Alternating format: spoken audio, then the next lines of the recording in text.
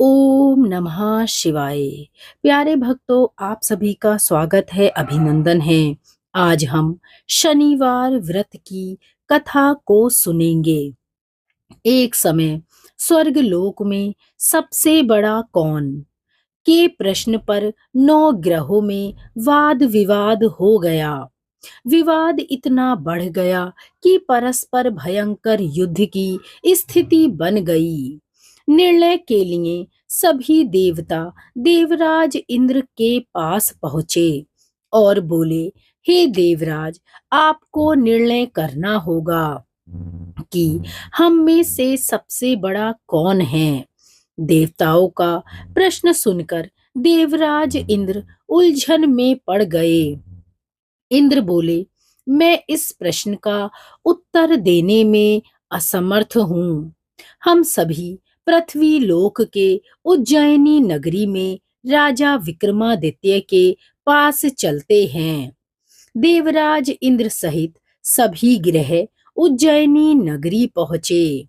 महल में पहुंचकर जब देवताओं ने उनसे अपना प्रश्न पूछा तो राजा विक्रमादित्य भी कुछ देर के लिए परेशान हो उठे, क्योंकि सभी देवता अपनी अपनी शक्तियों के कारण महान थे।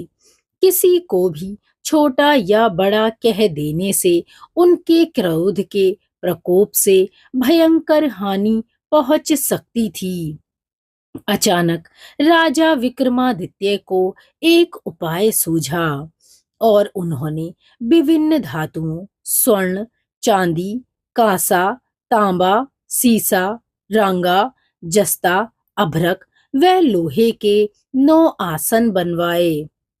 धातुओं के गुणों के अनुसार सभी आसनों को एक दूसरे के पीछे रखवाकर उन्होंने देवताओं को अपने अपने सिंहासन पर बैठने को कहा। देवताओं के बैठने के बाद राजा विक्रमादित्य ने कहा, आपका निर्णय तो स्वयं हो गया। जो सबसे पहले सिंहासन पर विराजमान है वही सबसे बड़ा है। राजा विक्रमादित्य के निर्णय को सुनकर शनि देवता ने सबसे पीछे आसन पर बैठने के कारण अपने को छोटा जानकर क्रोधित होकर कहा, राजा विक्रमादित्य सुनो, तुमने मुझे सबसे पीछे बैठाकर मेरा अपमान किया है। तुम मेरी शक्तियों से परिचित नहीं हो। मैं तुम्हारा सर्वनाश कर दूंगा। शनि ने कहा, सूर्य एक राशि पर 1 महीने, चंद्रमा 2.25 दिन, मंगल 1.5 महीने और बुध और शुक्र 1 महीने, बृहस्पति 13 महीने रहते हैं। लेकिन मैं किसी राशि पर 7.5 वर्ष यानी 7.5 तक रहता हूँ। बड़े बड़े देवताओं को मैंने अपने प्रकोप से पीड़ित किया है। राम को 7.5 के कारण ही वन में जाना और वहां रहना पड़ा और रावण को 7.5 के कारण ही युद्ध में मृत्यु का शिकार बनना पड़ा। अब तू भी मेरे प्रकोप से नहीं बच पाएगा। इसके बाद अन्य ग्रहों के देवता तो प्रसन्नता के साथ चले गए, परंतु शनिदेव बड़े क्रोध के साथ वहां से विदा हुए। राजा विक्रमादित्य पहले की तरह ही न्याय करते रहे। उनके राज्य में सभी स्त्री पुरुष बहुत आनंद से जीवन यापन कर रहे थे। कुछ दिन ऐसे ही बीत गए और उधर शनि देवता अपने अपमान को भूले नहीं थे। विक्रमादित्य से बदला लेने के लिए एक दिन शनि देव ने घोड़े के व्यापारी का रूप धारण किया और बहुत से घोड़ों के साथ उज्जैनी नगरी पहुंचे। राजा विक्रमादित्य ने राज्य में किसी घोड़े के व्यापारी के आने का समाचार सुना तो अपने अश्वपाल को कुछ घोड़े खरीदने के लिए भेजा। घोड़े बहुत कीमती थे। अश्वपाल ने जब वापस लौटकर इस संबंध में बताया तो राजा विक्रमादित्य ने स्वयं आकर एक सुंदर व शक्तिशाली घोड़े को पसंद किया। घोड़े की चाल देखने के लिए राजा उस घोड़े पर सवार हो गए तो वह घोड़ा बिजली की गति से दौड़ पड़ा। तेजी से दौड़ता घोड़ा राजा को दूर एक जंगल में ले गया और फिर राजा को वहां गिराकर जंगल में कहीं गायब हो गया। राजा अपने नगर को लौटने के लिए जंगल में भटकने लगा, लेकिन उन्हें लौटने का कोई रास्ता नहीं मिला। राजा को भूख और प्यास लगने लगी। बहुत घूमने पर उसे एक चरवाहा मिला। राजा ने उससे पानी मांगा। पानी पीकर राजा ने उस चरवाहे को अपनी अंगूठी दे दी। फिर उससे रास्ता पूछकर वह जंगल से निकलकर पास के नगर में पहुंच गए। राजा ने एक सेठ की दुकान पर बैठकर कुछ देर आराम किया। उस सेठ ने राजा से बातचीत की तो राजा ने उसे बताया कि मैं उज्जैनी नगरी से आया हूँ। राजा के कुछ देर दुकान पर बैठने से सेठ जी की बहुत बिक्री हुई और फिर सेठ ने राजा को बहुत भाग्यवान समझा और खुश होकर उसे अपने घर भोजन के लिए ले गया। सेठ के घर में सोने का एक हार खूंटी पर लटका हुआ था। राजा को उस कमरे में छोड़कर सेठ कुछ देर के लिए बाहर गया। तभी एक आश्चर्यजनक घटना घटी। राजा के देखते देखते सोने के उस हार को खूंटी निगल गई। सेठ ने कमरे में लौटकर हार को गायब देखा तो चोरी का संदेह राजा पर ही किया, क्योंकि उस कमरे में राजा ही अकेला बैठा था। सेठ ने अपने नौकरों से कहा कि इस परदेसी को रस्सियों से बांधकर नगर के राजा के पास ले चलो।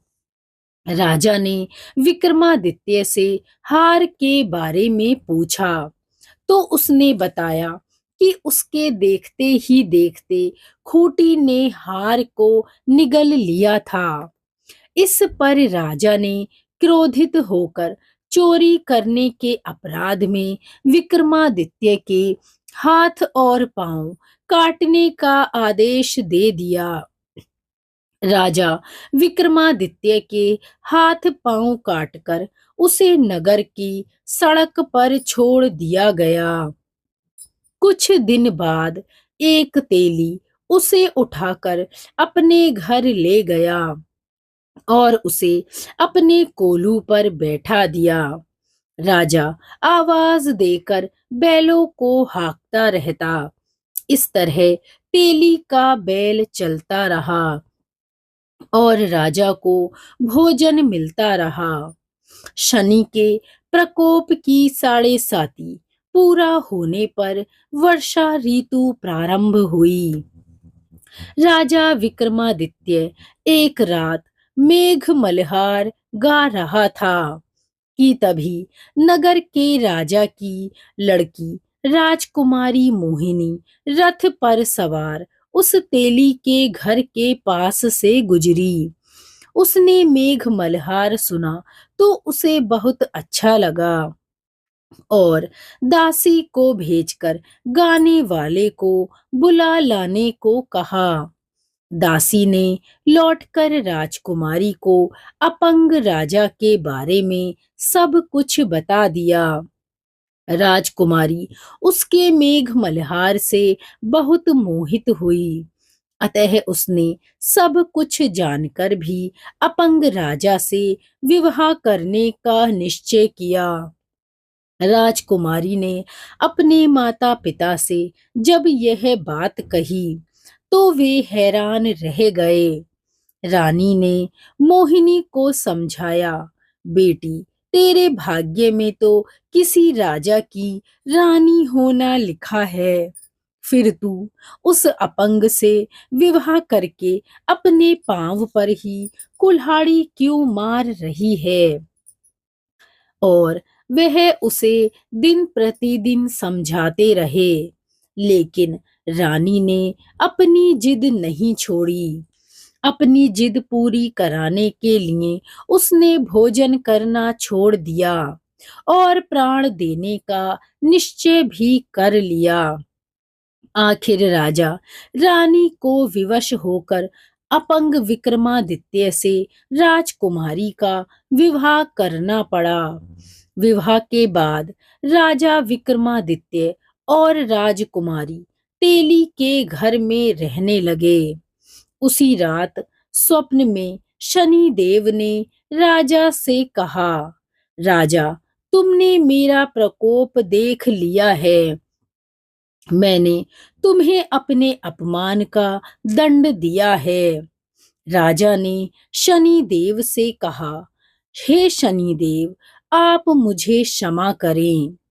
आपने जितना दुख मुझे दिया है अन्य किसी को भी आप नहीं दें। शनि देव ने कुछ सोचकर कहा, राजा, मैं तुम्हारी प्रार्थना स्वीकार करता हूँ। जो कोई स्त्री पुरुष मेरी पूजा करेगा, शनिवार को व्रत करके मेरी कथा सुनेगा, उस पर मेरी अनुकंपा बनी रहेगी। प्रातःकाल राजा विक्रमादित्य की नींद खुली तो अपने हाथ पांव देखकर राजा को बहुत खुशी हुई। उसने मन ही मन शनि देव को प्रणाम किया। राजकुमारी भी राजा के हाथ पांव सही सलामत देखकर आश्चर्य में डूब गई। तब राजा विक्रमादित्य ने अपना परिचय देते हुए शनि देव के प्रकोप की सारी कहानी सुनाई। सेठ को जब इस बात का पता चला तो दौड़ता हुआ तेली के घर पहुंचा और राजा के चरणों में गिरकर क्षमा मांगने लगा। राजा ने उसे क्षमा कर दिया, क्योंकि यह सब तो शनि देव के प्रकोप के कारण ही घटित हुआ था। सेठ राजा को अपने घर ले गया और उसे भोजन कराया। भोजन करते समय वहां एक आश्चर्यजनक घटना घटी। सबके देखते देखते उस खूंटी ने हार को उगल दिया। सेठ जी ने अपनी बेटी का विवाह भी राजा के साथ करा दिया और बहुत से स्वर्ण आभूषण, धन आदि देकर राजा को विदा किया। राजा विक्रमादित्य राजकुमारी मोहिनी और सेठ की बेटी के साथ उज्जैनी पहुंचे तो नगरवासियों ने हर्ष से उनका स्वागत किया। अगले दिन राजा विक्रमादित्य ने पूरे राज्य में घोषणा करवाई कि शनिदेव सब देवों में सर्वश्रेष्ठ हैं। प्रत्येक स्त्री पुरुष शनिवार को उनका व्रत करें और व्रत कथा अवश्य सुने।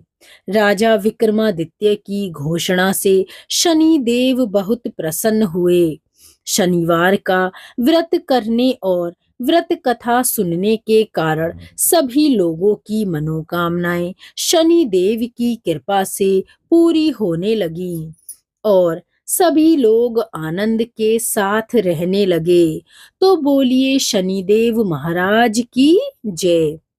शनिवार व्रत कथा की जय। धन्यवाद।